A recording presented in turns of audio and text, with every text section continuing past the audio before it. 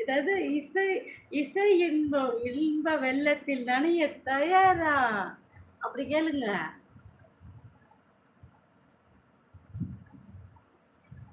கேட்கல சத்தமா.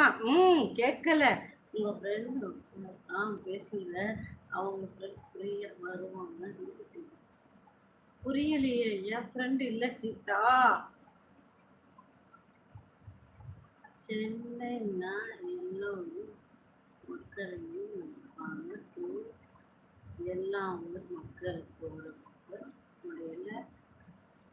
போய் சென்னை ஷார்ட். அப்படியா? நோ நோ நோ, என் மனசு ரொம்ப மறிக்கிறது இது. சதீஷ்குமார் அக்கா சொல்லுங்க சீதா கிட்ட. சீதா என்னம்மா உனக்கு பிரச்சனை? உங்க ஃப்ரெண்டு இருக்காரு ராம். இருக்காரா? ஓ இருக்காங்கன்னு போட்டிருக்கியா சீதா? அட நீ வேற ஏம்மா லைவ்ல மறுபடியும் ஒரு குரலையை கலப்பாதம்மா. சைலண்ட் வாட்சிங். ஓ நான் என்ன செய்வேன் ராம் சொல்லு. நான் என்ன சொல்லணும்னு எதிர்பார்க்குறேன், அதை சொல்லு.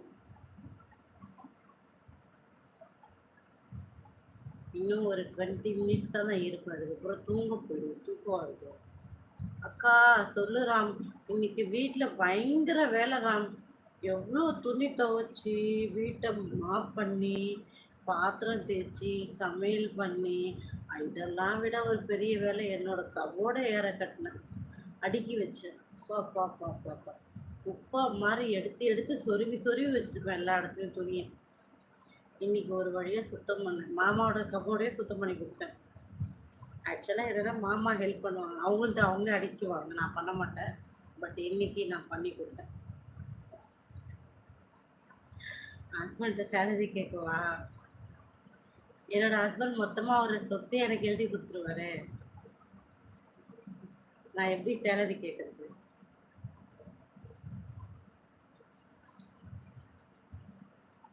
சொல்லுங்க சதீஷ்.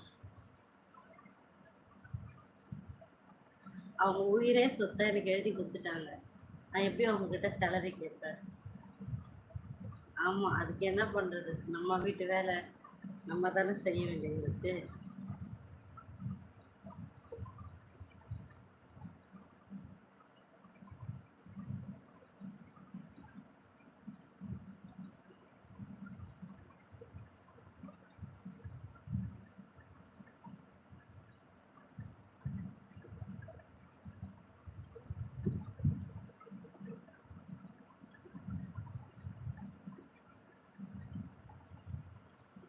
ஹாய்.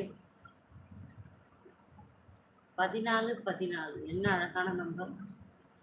அதுக்கு தான் சேலரி கேட்கணும். அதுக்கு தான் சேலரி கேட்கணும். அதுக்கெல்லாம் வாய்ப்பு இல்லையே சதீஷ். தரமாட்டேன்னு சொல்றவங்க கிட்ட தான் கேட்கணும். எல்லாமே கொடுத்துறவங்க கிட்ட போய் என்ன கேட்கறது? அப்படிலாம் கேட்கக்கூடாது.